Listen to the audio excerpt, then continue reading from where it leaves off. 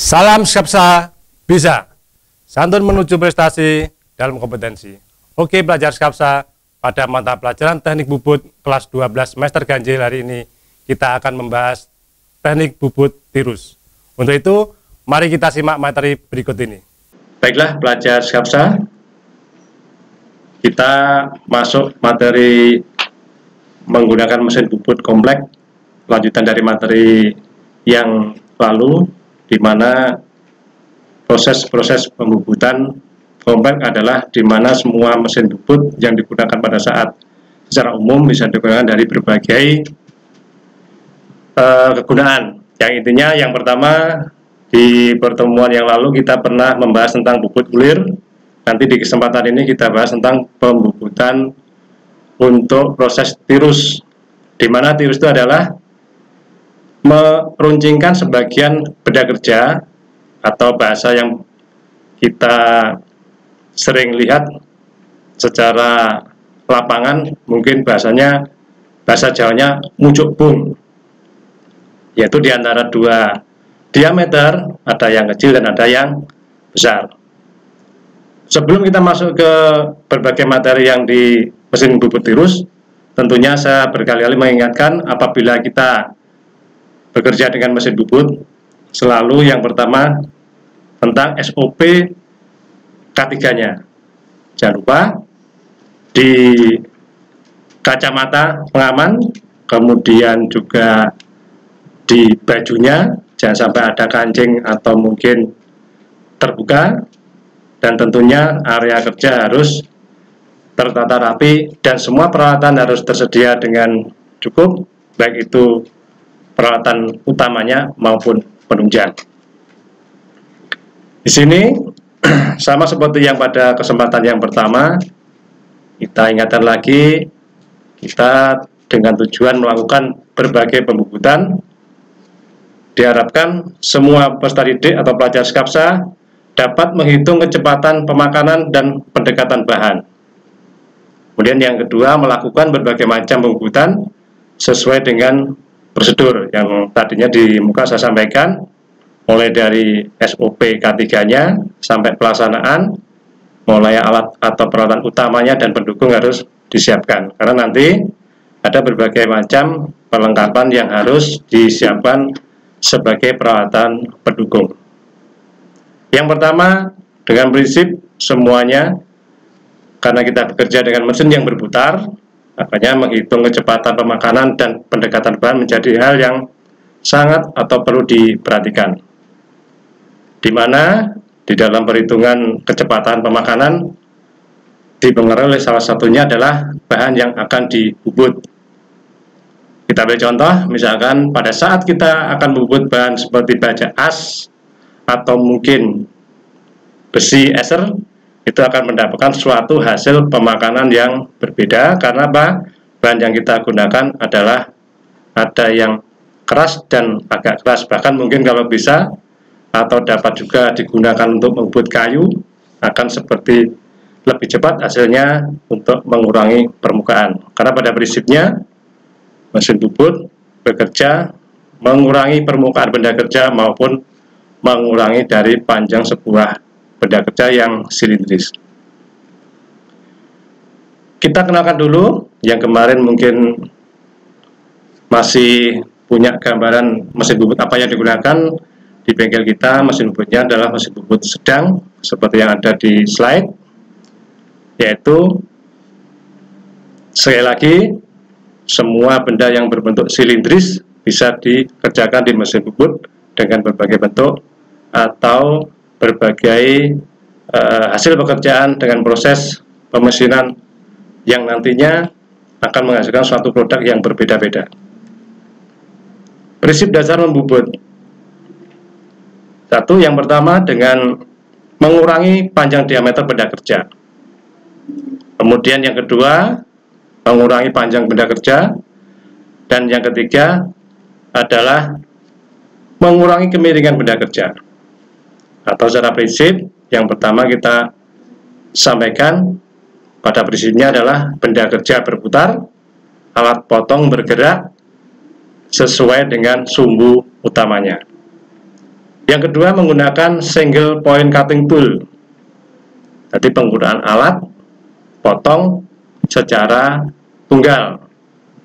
Kemudian gerakan pahat sejajar sumbu utama atau sumbu benda kerja, karena di mana benda kerja itu adalah dicekam oleh 2 senter apabila diperlukan 2 senter, ataupun 1 senter juga bisa. Yang pasti semua dalam kesejajaran sumbu utama dari benda kerja yang diikat di mesin melalui cekam.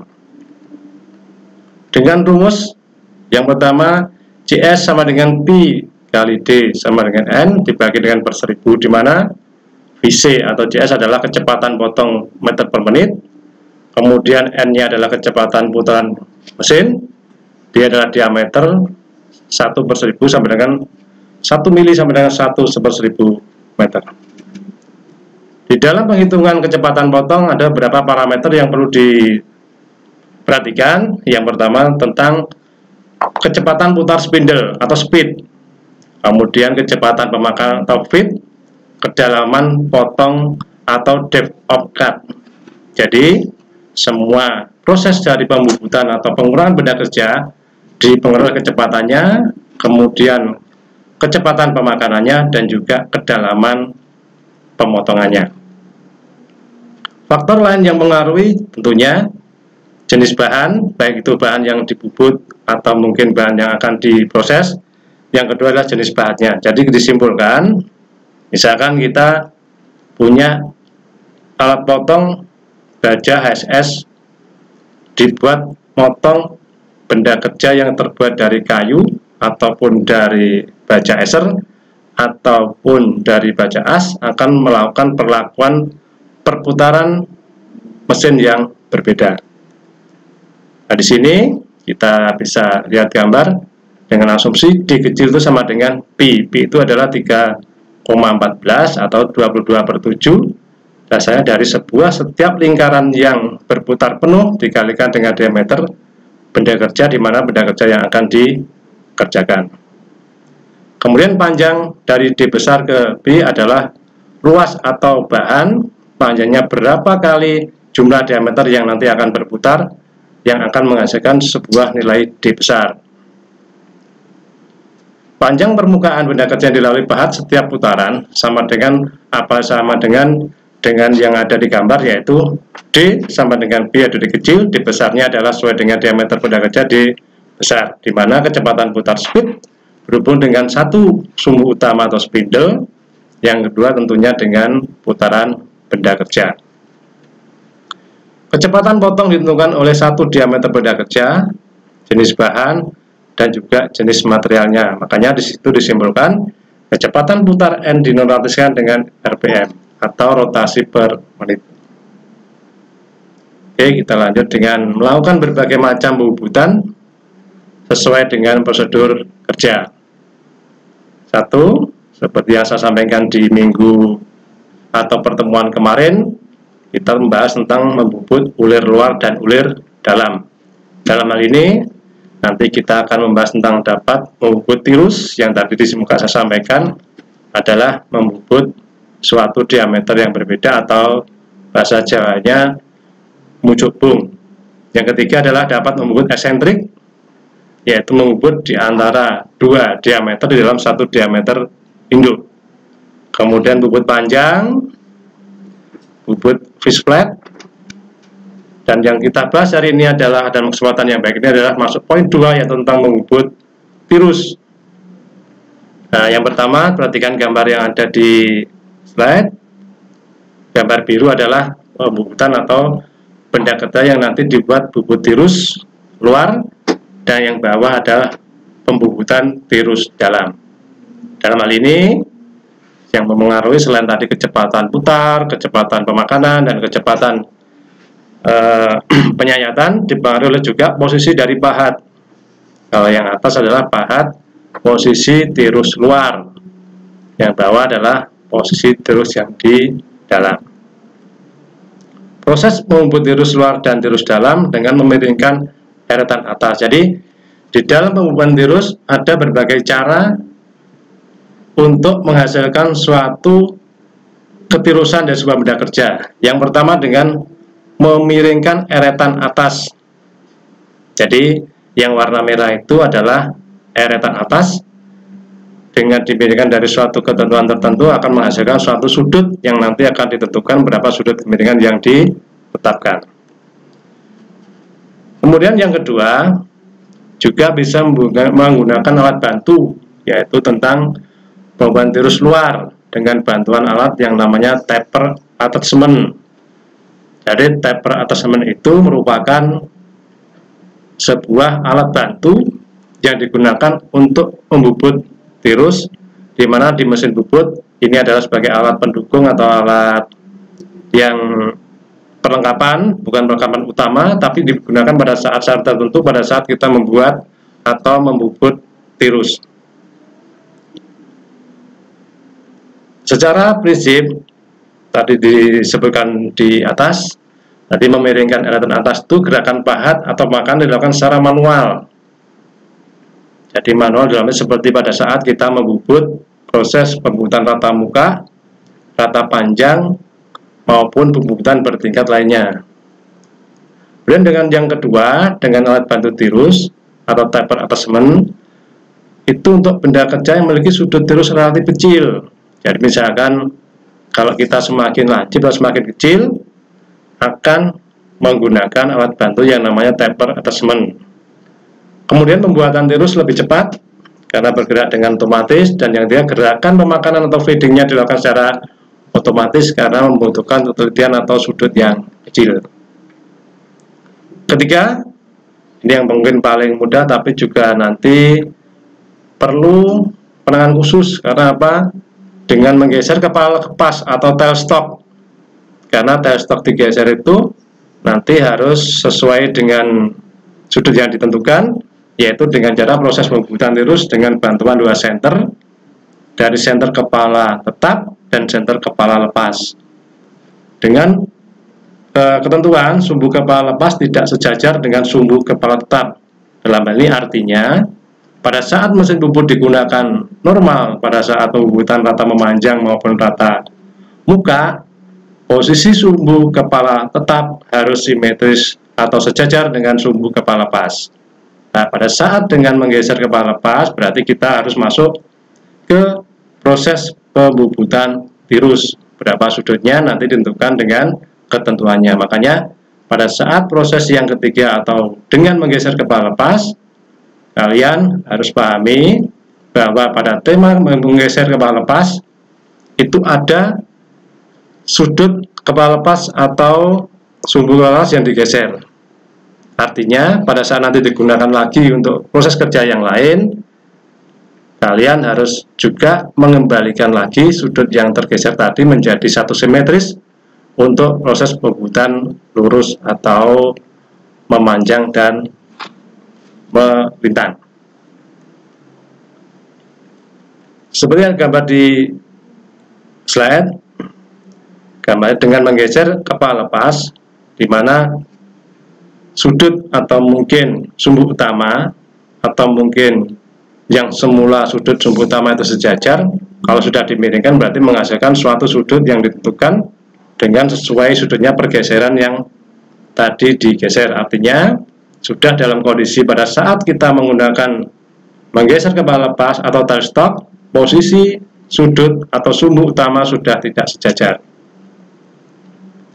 Kemudian dengan hasil yang demikian, makanya ditentukan ada nilai L panjang benda kerja, kemudian L kecilnya adalah bidang yang ditirus, dan diameter kecil adalah hasil tirusan, dan diameter besar adalah hasil dari benda kerja sebelum atau tidak terjadi proses penirusan.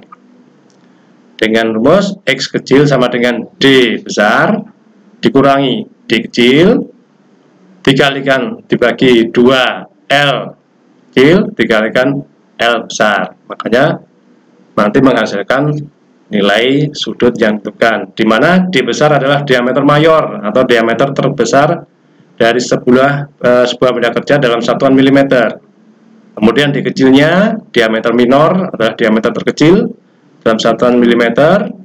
I-nya adalah panjang bagian yang ditirus dalam satuan milimeter juga. Kemudian L-nya adalah panjang benda kerja keseluruhan dalam milimeter juga. Akhirnya didapatkan pada suatu proses pekerjaan di mana kalau sudah terjadi penghitungan sudut dari berbagai 3 cara itu tadi, atau tentunya pada saat kita menggeser kepala lepas dengan cara mengendorkan eretan atas yang ada tumpuan pisau atau alat potong, kemudian kita jalankan sesuai dengan pergerakan sesuai prinsip kerja mesin bubut, yaitu hanya bergerak, melintang, dan memanjang. Dalam hal ini proses penirusan segera bisa dilaksanakan. Kemudian bubut 2 cm lebih jelasnya di gambar slide yang berikutnya akan terlihat sekali. Di situ ada garis tengah yang di bawahnya sudah tidak simetris dengan posisi senter kepala tetap maupun senter kepala lepas. Artinya dengan ketidaksimetrisan ini akan menghasilkan suatu pembubutan panjang yang akan membedakan dari sebuah diameter kecil ke sebuah diameter besar. Itulah materi saya dalam subkompetensi teknik bubut, masuk dalam proses pembubutan tirus dan materi beberapa proses pembubutan kompleks atau berbagai macam pembubutan. Ini sebagai sumber dari media, mungkin nanti bisa sumber-sumber yang lain, bisa berupa buku di perpustakaan atau buku digital, atau mungkin di video, atau mungkin di teman-teman semua, bahkan mungkin bisa juga ada di berbagai sumber yang mungkin dari luar negeri atau buku panduan dari mesin bubut. Biasanya dari penggunaan setiap mesin yang kita beli sudah ada panduan pemakainya. Oke, kalian semua saya harap memperhatikan dari semua materi yang ada. Sebagai tugas untuk sub KD yang kedua, silakan nanti membuat bagaimana caranya membuat langkah-langkah kerja tentang pembubutan tirus dengan berbagai cara. Di sana sudah jelas disampaikan, berarti harus ada 3 cara pembubutan tirus. Sekian, terima kasih.